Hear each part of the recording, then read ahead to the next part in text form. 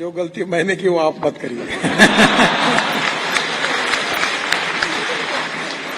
मैं student leader था university का और चेयरमैन था यूनिवर्सिटी का, हार गया चुनाव और एजिटेशन करना यूनिवर्सिटी में पूरे 5-6 साल उसी में गए।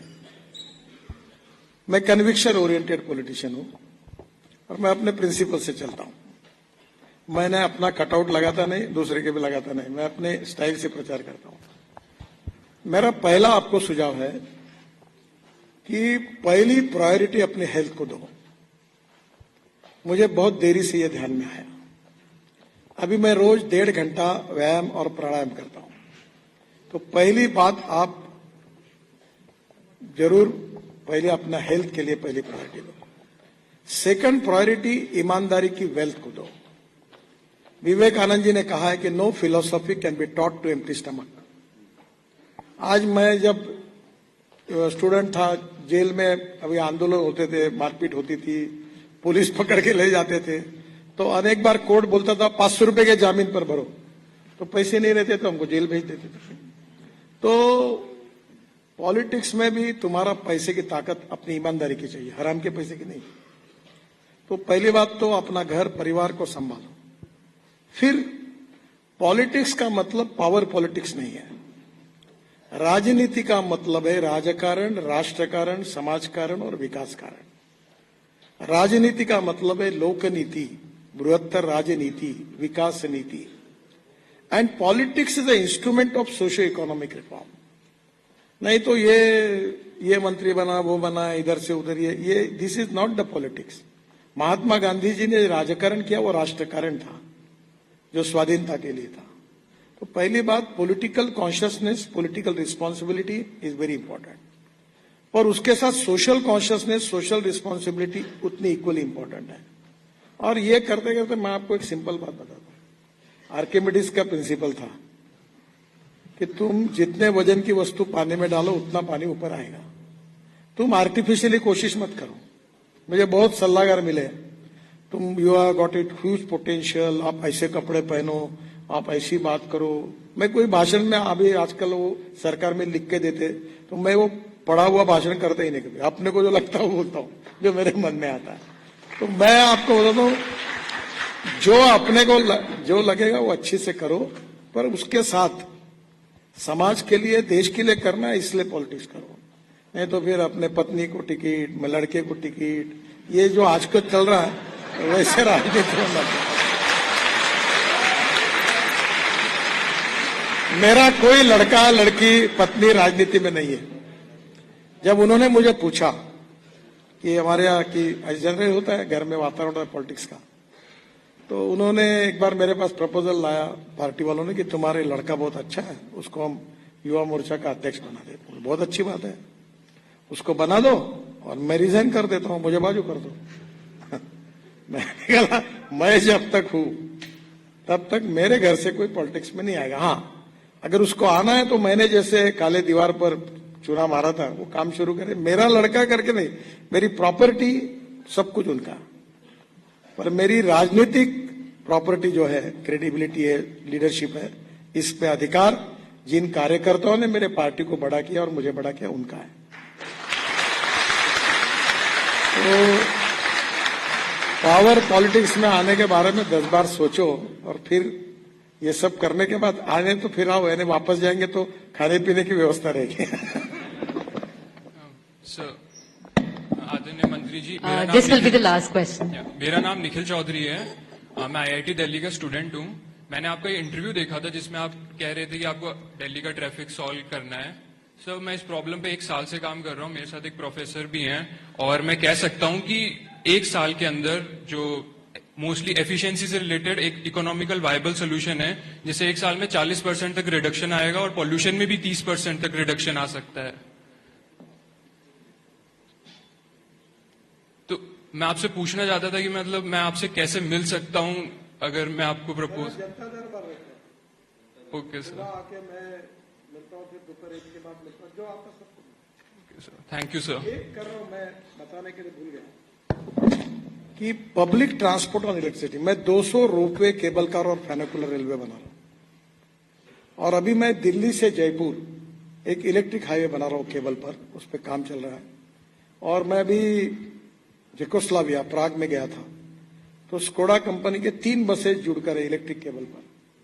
तो मेरा सपना है कि वो बसेस बनाऊंगा जो दिल्ली से जयपुर 2 घंटे में जाएगी, उसकी स्पीड 100-120 किलोमीटर पर आवर रहेगी, उसमें हवाई जहाज जैसी एयर होस्टेस चाय कॉफी नाश्ता देगी, और उस बस का टिकट डीजल बस की तुलना में 30% कम होगा, वो इलेक्ट्रिक है। अभी मैंने मुंबई में double decker electric bus launch की है। तो मैं आपको कहूंगा कि निश्चित रूप से अगर पब्लिक ट्रांसपोर्ट को बढ़ा, mass rapid transport on electricity, और ये डबल डेकर, अगर मैं बंगलोर के लिए एक 18,000 करोड़ का रिंग रोड बना रहा हूं। बंगलोर में अजीज प्रेम जी अभी मेरे पास आके गए, बहुत लोग आते, बहुत ट्रैफिक जाम है बंगलोर में। तो मैं हवा में चलने वाली डबल डेकर बस प्लान कर रहा हूं। तो ये अभी टेक्नोलॉजी बहुत बदली। 200 रोपवे केबल कार मैं बना रहा हूं, आप यहां से कोई होंगे तो आप भी आओ। और ये जो ट्रांसपोर्ट का मोड है वो अगर इलेक्ट्रिक पर किया और पहाड़ी क्षेत्र में किया तो रोड का ट्रैफिक कम होगा। तो हमें डीजल पेट्रोल को छोड़कर जितने अल्टरनेटिव पे हम काम कर सकते हैं वो करना चाहिए। आप मुझे जरूर बताइए। अभी दिल्ली में सब बसेस इलेक्ट्रिक की आ जाएगी। 5 साल के अंदर आपको पूरे मेट्रो सिटी की 100% बसेस इलेक्ट्रिक मिलेगी। ये बदल हो जाएगा।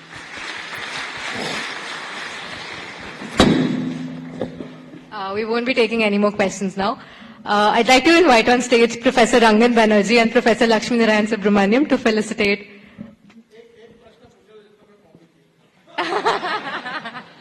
So, one lucky question, one last lucky question. Good evening, sir. My name is Khushi and I am currently pursuing BTech in Material Science. तो लास्ट दिसंबर में मैंने उत्तराखंड विजिट किया था, उत्तराखंड का चमोली रीजन। तो वहां पे बहुत सारी रोड्स की कंस्ट्रक्शन की वजह से I was able to visit a lot of villages जहां पे पहले पहुंचना इजी नहीं था। एंड इसकी वजह से उन लोगों की इकोनॉमी एंड लाइफ पे बहुत पॉजिटिव इम्पैक्ट देखने को मिला। But at the same time कुछ रीजंस ऐसे हैं जैसे जोशीमठ, जहाँ पे लैंड सब्सिडेंस और क्रैक्स ये सब भी हमने देखे। तो मेरा क्वेश्चन ये है कि हम कैसे पता करें कि एक डेवलपमेंट और सस्टेनेबिलिटी के बीच में एक बैलेंस, बिकॉज हम डेवलपमेंट तो कर रहे हैं but at the same time it's impacting environment in a negative way, but it's also important for the economy of people who are living there. अच्छा प्रश्न पूछ रही है। ये हिमालय जो है ना, मैं महाराष्ट्र से हूं, तो हमारे यहाँ माउंटेन यानी पत्थर, ऐसा हमारा पहला परसेप्शन है। तो हमारे यहाँ सह्याद्री जो है पूरा वो काला पत्थर है। मैं अब जब हिमालय में अब झोजिला टनल, इतने टनल बना रहा हूँ, करीब हम 2.5 लाख करोड़ के टनल बना रहे हैं, तो मुझे पहली बार ध्यान में आया कि हिमालय ये पत्थर नहीं है, ये मिट्टी है। आपको जियोलॉजी, जियोफार्मोलॉजी, मिनरोलॉजी, क्रिस्टोग्राफी थोड़ी बहुत मालूम होगी, मुझे थोड़ी बहुत मालूम है। जो रॉक्स का हार्डनेस होता है उसके मोहा स्केल ऑफ हार्डनेस है। Talc, gypsum, calcite, apatite, orthoclase, quartz, corundum, diamond. Diamond is suppose to be the hardest material. अब ये जो हिमालय है ये पूरा इतना सॉफ्ट है कि कहीं से भी करो तो गिर जाता है। अब बादल फट गया, लोग मर गए। हमें इकोलॉजी एंड इन्वायरमेंट को भी प्रोटेक्ट करना है और रोड को भी सुधारना है। पूरे टनल बनाएंगे तो संभव नहीं है। अभी लैंडस्लाइड्स के 130 स्पॉट में हमने ढूंढ के निकाले और स्विट्जरलैंड के एक टेक्नोलॉजी के साथ बैठकर उसको सुधार रहे हैं। तो वहां प्रॉब्लम्स है। तो कुछ लोग बोलते हैं रोड बंद कर दो। अब हम लोग 4 धाम आप पूरा साल भर जा सकोगे ऐसे बना रहे हैं। वर्ल्ड से लोग आ रहे, रोजगार निर्माण होगा वहां। मैं मानस सरोवर के लिए पिथौरागढ़ से रोड बना रहा हूं, 90% पूरा हो गया, ताकि हम भारत से मानस सरोवर तक जाए। तो एक तरफ इकोलॉजी एंड एनवायरनमेंट को प्रोटेक्ट करना और दूसरी ओर डेवलपमेंट को करना, ये करना पड़ेगा। और वहां बहुत गरीबी है पहाड़ पर, उनको रोजगार नहीं है। और टूरिज्म ऐसा सेक्टर है कि जिसमें 49% कैपिटल इन्वेस्टमेंट टूरिज्म पे खर्चा होती है। मैं कनाडा के जंगल में गया था, तो वेजिटेरियन था, तो मैंने बोला आपके इंडियन शेफ है क्या? बुलाया, कहाँ का? उत्तराखंड का। आप वर्ल्ड में कहीं भी जाओ, रेस्टोरेंट में इंडियन शेफ बोलो, उत्तराखंड का। तो मैं आपको यही बता रहा हूं कि वहां रोजगार नहीं है, तो वहां परिस्थिति में उन गांवों में हमें सोशो इकोनॉमिक ट्रांसफॉर्मेशन के लिए रोजगार भी निर्माण करना होगा और इकोलॉजी एंड एनवायरनमेंट को प्रोटेक्ट करते हुए हमको टनल और ये सब बनाकर आगे जाना होगा।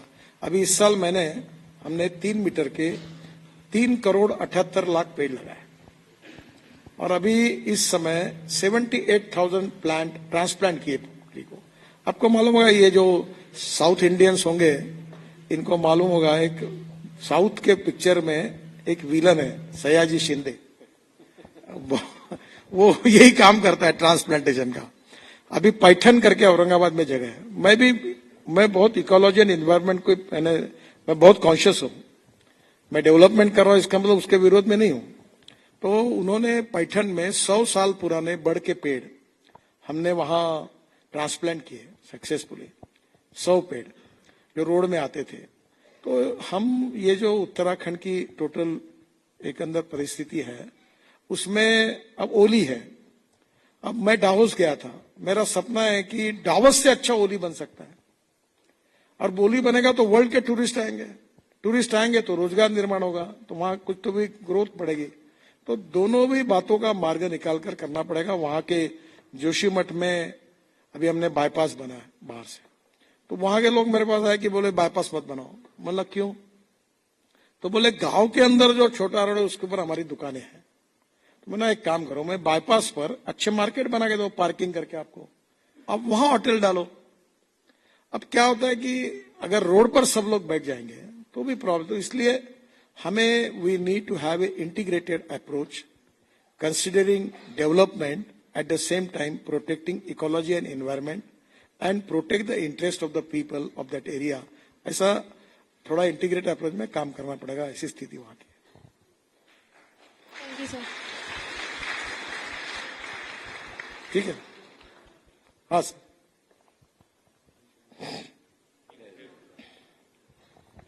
Very good evening, sir. I am Vasu Saxena. I am an alumni of this institute, sir. And earlier we have worked together. I was director of KEF Infra, sir. तो यूपी में जो है इन्वेस्टमेंट किया था with Prime Minister and Yogi ji, we made the Ilulu Mall also in prefabricated construction. So I am very well aware of your contribution to this country. As engineers, I would like to inform all of us two particular things, sir. Firstly, this whitening road project which you have taken is a technological marvel as well as increasing efficiency in logistics, etc. Please tell us about that and how you have evolved it and how you have changed it. And number two, sir, which everybody would be very interested in knowing to whatever extent you can, how you have created the infrastructure in the border area, sir, on the China border and the northeast. अभी तो Thank you. आप लोग अरुणाचल, मेघालय, त्रिपुरा, ब्रह्मपुत्रा पर मैं 6 पुल बनाए मैंने। गंगा पर अभी 9 बना रहा हूं, कुछ 4 बन गए। तो अभी सबसे अच्छा यही है कि मैंने ज्यादा रोड की बात नहीं की, क्योंकि आप कभी जाओगे घूमने के लिए किसी भी स्टेट में तो आपको देखने के लिए मिल जाएगा, तो वो आप देखकर तय करिए। एक चीज मैं आपको बताऊंगा, देश में पैसे की कमी नहीं है। मेरा फाइनेंशियल मॉडल आप समझो, मैं लाखों करोड़ का काम कर सकता हूं। मैं ऐसा मंत्री हूं, कितने भी लोग आए कुछ भी मांगे बोला हाँ कर देता हूं। बोलते पैसा कहाँ है? बोले तू क्यों चिंता करता है? आपको मैं बताता हूं, अभी मैं कैपिटल मार्केट में गए, हम लोग हमारे इनविट बॉन्ड्स को सब्सक्राइब किया। 7 दिन का टाइम था और 7 दिन के बाद वो मुंबई स्टॉक एक्सचेंज में उनका हॉल है, वहां एक घंटी बजाकर उसको क्लोज करना है। 7 दिन का टाइम था। पहले दिन 7 घंटे में हमारा इनविट बॉन्ड 7 टाइम्स ओवर सब्सक्राइब हुआ। वो पैसा आ रहा था, वो डर गया फाइनेंस मेंबर, बोले सर वापस कैसे करूंगा? बोले आप कहाँ हो? मैंने बोला गोवा में हूं फैमिली के साथ। बोले सर कैसा भी करो वापस आ जाओ, ये क्लोज करना है। तो मैं आपको बताता हूं, इस देश में ना पैसे की कमी है ना टेक्नोलॉजी की कमी है। मैं तो अभी बोलता हूं लोगों को कि कॉन्ट्रैक्टर को 10 साल की डिफेक्ट लायबिलिटी है, तू तेरी टेक्नोलॉजी ला।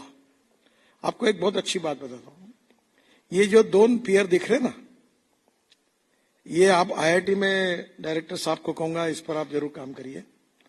अभी ये जो है ये डिस्टेंस मेट्रो में, ब्रिज में मैक्सिमम 50 मीटर रहता है। तो अभी मलेशिया में एक टेक्नोलॉजी डेवलप हुई, वो मैंने लाई और अभी एक्सेप्ट की है। वो ये है कि 2 पियर के डिस्टेंस 120 मीटर तक हो सकता है। क्यों हुआ ये? क्योंकि इसके ऊपर जो बीम रखा हुआ है वो स्टील फाइबर में कास्ट किया है। अब हमने शुरू कर दिया, तो अब रेलवे के बीच में आरओबी बनाना, इधर एक बनाओ, इधर बीच में कुछ नहीं, जरूरत नहीं। और आपको एक ताजुब बता दो, बड़ी अच्छी बात, ब्रह्मपुत्रा में एक माजोली आइलैंड है, वो सोनवाल की कॉन्स्टिट्यूंसी है। तो मैं चुनाव प्रचार में गया, वहां हेलीकॉप्टर में बैठा था, तो ये ब्रह्मपुत्रा है, समुद्र है, ये रिवर है ही नहीं, इसीलिए ब्रह्मपुत्रा ऐसा कहा उसको। तो ये मुझे हवाई जहाज में चीफ मिनिस्टर थे आसाम के, बोले वहां माजोली आइलैंड को ब्रिज बनाओ। मैंने बोला पागल हो गए क्या, ये इतना बड़ा ब्रिज बनाना कैसे होगा? तो उसने मुझे इमोशनली थोड़ा सा ब्लैकमेल किया, बोला आपने मुझे पार्टी में लाया, मुख्यमंत्री बनाया, अब ये 1.5 लाख वोटर यहाँ रहते हैं और तुमने ब्रिज नहीं बोला तो मैं चुनाव हार जाऊंगा। अब देखो आपको जो करना, मैं क्या बताऊं। तो हेलीकॉप्टर उतरते उतरते मैं बड़ा सहृदयी हूं, तो मैंने बोला अब क्या करना, झूठ तो बोलता नहीं कभी, और बोला तो करता हूं, तो कैसे करना। फिर मैं गया, जाते जाते मैंने बोला चलो इसका चुनाव तो निकलना चाहिए, तो बोल दो।